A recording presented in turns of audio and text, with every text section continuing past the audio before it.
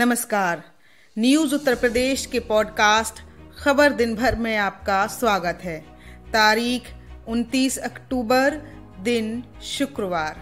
मैं आपके साथ अनुराधा। आइए शुरुआत करते हैं आज के मुख्य समाचारों से।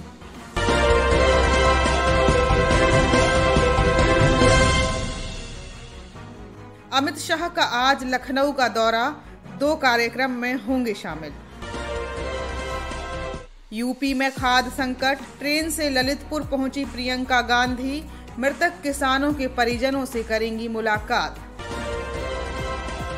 इलाहाबाद हाई कोर्ट ने कहा, लिव इन रिलेशनशिप जीवन का हिस्सा बन गए हैं और पुलिस अधिकारों की रक्षा के लिए बाध्य है। पाक की जीत का जश्न मनाने पर 3 कश्मीरी छात्र समेत 7 भेजे गए जेल। मुफ्ती बोली, तुरंत रिहा हो। राजा भैया ने किया ऐलान, 100 से ज्यादा विधानसभा सीटों पर चुनाव लड़ेगी जनसत्ता दल लोकतांत्रिक पार्टी। ये थे आज के मुख्य समाचार और अब खबरें विस्तार से।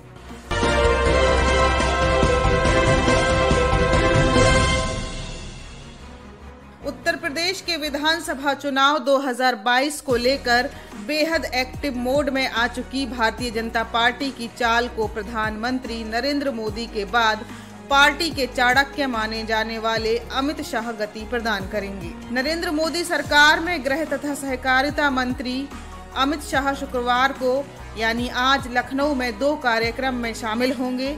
उनका डिफेंस एक्सपो पार्टी के सदस्यता अभियान का शुभारंभ करने के साथ ही इंदिरा गांधी प्रतिष्ठान में शक्ति केंद्र संयोजक और प्रभारियों के सम्मेलन को संबोधित करने का कार्यक्रम है। कार्यकर्ताओं को चुनावी मंत्र देने के साथ ही वह प्रदेश प्रभारी और चुनाव प्रभारी सहित भाजपा कोर कमेटी के साथ बैठक कर अब तक तैयारियों की समीक्षा कर रणनीति पर चर्चा करेंगे। अमित शाह का लखनऊ में रात्रि प्रवास भी है। वह शनिवार को सुबह नई दिल्ली की वापसी करेंगे। उत्तर प्रदेश विधानसभा चुनाव 2022 में भारतीय जनता पार्टी की रणनीतियों और तैयारियों के मंथन के साथ ही पार्टी के कार्यकर्ता व नेताओं में जोश भरने के लिए केंद्रीय गृह मंत्री अमित शाह शुक्रवार को लखनऊ आ रहे हैं। भाजपा उत्तर प्रदेश में अपनी सदस्यों की संख्या में रिकॉर्ड बढ़ोतरी करने की तैयारी में है। संख्या बल के हिसाब से देश की सबसे बड़ी पार्टी ने शुक्रवार को राज्य में 1.5 करोड़ से अधिक नए सदस्य बनाने का लक्ष्य रखा है। अभी भाजपा के उत्तर प्रदेश में 2 करोड़ 30 लाख कार्यकर्ता हैं। पार्टी सदस्यता अभियान के लिए हर विधानसभा में जगह जगह विशेष शिविर लगाएगी। इससे पहले सीएम योगी आदित्यनाथ और प्रदेश अध्यक्ष स्वतंत्र देव सिंह ने भी क्षेत्रवार बैठकों में पार्टी के सभी सांसदों, विधायकों और पार्टी के पदाधिकारियों को सदस्यता अभियान को आगे बढ़ाने के निर्देश दिए।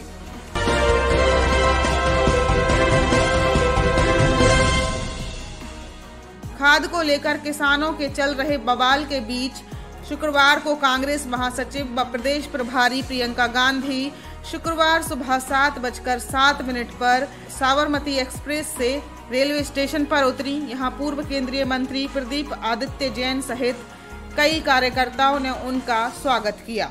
उनका काफिला पीडब्ल्यूडी गेस्ट हाउस पहुंचा, जहां कुछ देर रुकने के बाद मृतक किसानों के परिवार से मिलने के लिए पाली अथवा नया गांव जाएंगी। इससे पहले कांग्रेस महासचिव वाड्रा ने बृहस्पतिवार रात ललितपुर जाते समय लखनऊ के चारबाग रेलवे स्टेशन पर कुलियों से मुलाकात की। कुलियों ने उन्हें अपनी आजीविका से जुड़ी समस्याएं बताईं, जिस पर प्रियंका ने हर संभव मदद का आश्वासन दिया। बाद में प्रियंका ट्रेन से ललितपुर के लिए रवाना हो गई। प्रियंका ललितपुर में किसानों से उनकी समस्याओं को समझेंगी। लखीमपुर की घटना के बाद जनपद में खाद को लेकर किसानों का विरोध सरकार के लिए मुसीबत बनता जा रहा है। खाद के मुद्दे पर हो रही सियासत में सपा और बसपा के अलावा किसान संगठन भी सरकार को घेरने में लगे हैं। गुरुवार को सपा के प्रदेश महासचिव ने मृत किसानों के परिजनों से घर जाकर कहा कि सपा सरकार बनने पर मृत किसान के परिवार के एक सदस्य को नौकरी दिलाने का काम किया जाएगा। खरीफ की फसल से बर्बाद हुए किसानों को बारिश होने से उम्मीद थी कि इस बार रबी की फसल ठीक होगी, लेकिन बुआई से पहले ही डीएपी की किल्लत ने उनके अरमानों पर पानी फेर दिया। सुबह से लेकर रात तक खाद की दुकानों पर डेरा डाले किसानों का खाना पानी भी वितरण केंद्र पर हो रहा है। वहीं महिलाएं भी चूल्हा चौका छोड़कर लाइन में लगी हुई हैं। खाद के लिए लाइन में लगे किसान की मौत पर शासन ने भले ही 2 लाख रुपए की आर्थिक सहायता कर दी है, लेकिन सपा व बसपा इस मामले को गरमाने में जुट गई। खाद के लिए मची मारामारी के बीच ललितपुर में 2 किसानों की मौत हो गई है। परिजनों ने आरोप लगाया है कि खाद न मिलने की वजह से वो हताश था, जिससे उसने ये आत्मघाती कदम उठा लिया, जबकि प्रशासन ने परिजनों के इस आरोप को नकार दिया। वहीं खाद के लिए 3 दिन से कतार में लग रहे एक किसान की बीते दिन हालत बिगड़ गई और उसकी मौत हो गई। इन दोनों घटनाओं से किसानों में खासा रोष है।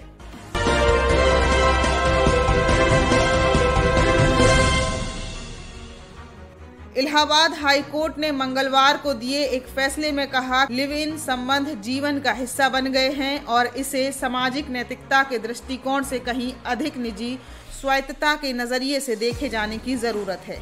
जस्टिस प्रीतिंकर दिवाकर और जस्टिस आशुतोष श्रीवास्तव की पीठ ने 2 युगल जोड़ों द्वारा दायर याचिकाओं का निस्तारित करते हुए यह आदेश पारित किया। इन युगल जोड़ों का आरोप है कि लड़कियों के परिजन उनके दैनिक जीवन में हस्तक्षेप कर रहे हैं। यह याचिका कुशीनगर की शायरा खातून और उसके साथी द्वारा, जबकि दूसरी याचिका मेरठ की जीनत परवीन और उसके साथी द्वारा दायर की गई थी। याचिका में उन्होंने इस बात का भी उल्लेख किया है कि उन्होंने संबंधित पुलिस अधिकारियों से संपर्क किया, लेकिन पुलिस अधिकारियों ने उनकी कोई मदद नहीं की। उनका दावा है कि उनकी जान और स्वतंत्रता को नजरअंदाज किया जा रहा है। अदालत ने कहा, लिव इन रिलेशनशिप जीवन का हिस्सा बन गए हैं और इस पर सुप्रीम कोर्ट ने मोहर लगाई है। लिव इन रिलेशनशिप को भारत के संविधान के अनुच्छेद 21 के तहत जीवन जीने के अधिकार से मिली निजी स्वायत्तता के नजरिए से देखा जाना चाहिए, न कि सामाजिक नैतिकता के नजरिए से। अदालत ने कहा कि पुलिस अधिकारी इन याचिकाकर्ताओं के अधिकारों की रक्षा करने के लिए बाध्य है। अदालत ने आदेश दिया है कि ऐसी स्थिति में जब याचिकाकर्ता संबंधित पुलिस अधिकारियों से संपर्क कर अपनी जान और स्वतंत्रता को किसी तरह के खतरे की शिकायत करें, तो पुलिस अधिकारी कानून के तहत अपेक्षित अपने दायित्वों का निर्वहन करेंगे।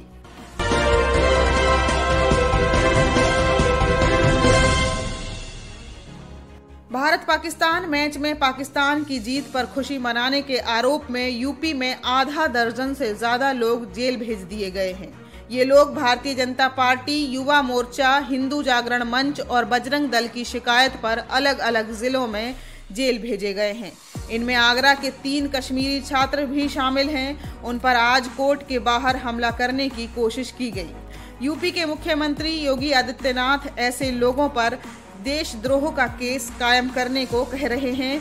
वहीं जम्मू कश्मीर की पूर्व मुख्यमंत्री महबूबा मुफ्ती ने कश्मीरी छात्रों की रिहाई की मांग की है। दरअसल आगरा के Raja Balwant Singh college engineering college के 3 छात्रों पर आरोप है कि उन्होंने क्रिकेट में पाकिस्तान की जीत पर सोशल मीडिया पर खुशी मनाई। भारतीय जनता युवा मोर्चा की शिकायत के बाद पुलिस ने तीनों पर केस दर्ज कर उन्हें जेल भेज दिया। सौरभ सिंह, सीओ लोहा मंडी आगरा ने बताया कि मामले में पुलिस को तहरीर प्राप्त हुई थी, जिसके आधार पर पुलिस ने मुकदमा पंजीकृत किया और उसकी जांच के बाद उनमें नामजद तीनों को गिरफ्तार किया गया। वहीं पुलिस ने जब तीनों कश्मीरी छात्रों को जेल भेजने से पहले कोर्ट में पेश किया तो उन पर कुछ लोगों ने हमला करने की कोशिश की। घटना का पूरा वीडियो सोशल मीडिया पर वायरल होने लगा। कश्मीरी छात्रों पर केस दर्ज कराने वाले भारतीय जनता युवा मोर्चा के लोगों का कहना है कि यह योगी का प्रदेश है। मोर्चा के ब्रज क्षेत्र मंत्री गौरव रजावत ने कहा कि अगर वो देश को तोड़ने की बात करेगा तो उसके लिए हमारे देश में, हमारे आगरा में कहीं कोई स्थान नहीं है, क्योंकि ये प्रदेश योगी जी का है। यहाँ देश तोड़ने वालों को जगह नहीं दी जाएगी। उधर जम्मू कश्मीर की पूर्व मुख्यमंत्री महबूबा मुफ्ती ने कश्मीरी छात्रों की रिहाई की मांग को लेकर ट्वीट किया है। उन्होंने लिखा, बीजेपी की छद्म देशभक्ति भारत की विचारधारा की अवहेलना करती है। इन छात्रों को तुरंत रिहा किया जाए।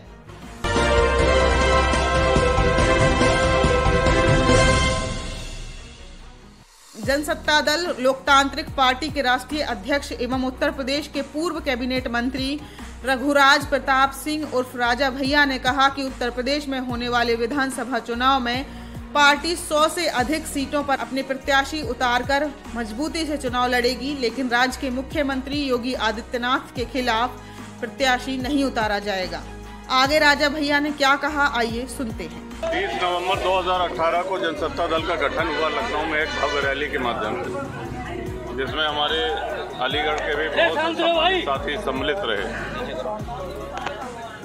लेकिन उसके बाद दुर्भाग्य से कोविड की चपेट में पूरा विश्व ही आ गया था। अब जब उससे निजात मिली है तो अपने सम्मानित पदाधिकारियों से मिलने, जनता का आशीर्वाद जनसत्ता दल के प्रत्याशियों के लिए लेने के लिए और आप सभी लोगों से भेंट करने के लिए पूरे प्रदेश में यात्राएं निकल रही हैं। ये तीसरी यात्रा है जिसका आज दूसरा दिन है, आगरा से आरंभ होकर के नोएडा तक।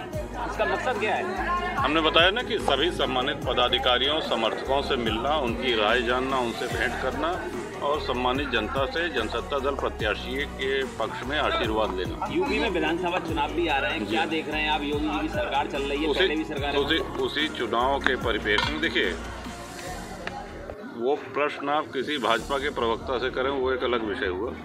हमसे आप जनसत्ता दल के विषय में जो प्रश्न करेंगे उसका राष्ट्रीय अध्यक्ष होने के नाते क्या स्थिति है इस वक्त?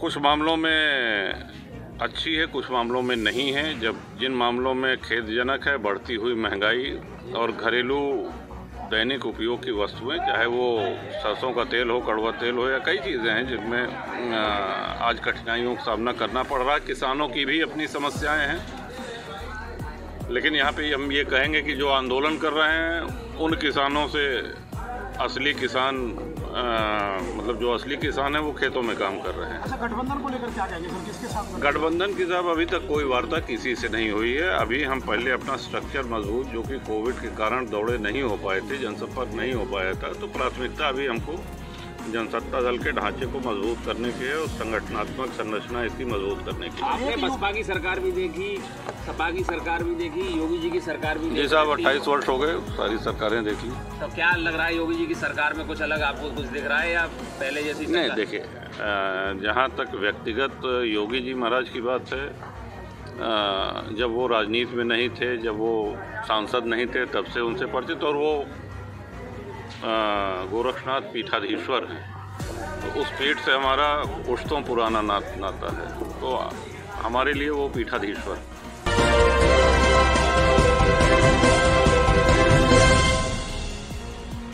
खबरों में आज के लिए बस इतना ही। फिर मुलाकात होगी नई खबरों के साथ, तब तक के लिए नमस्कार।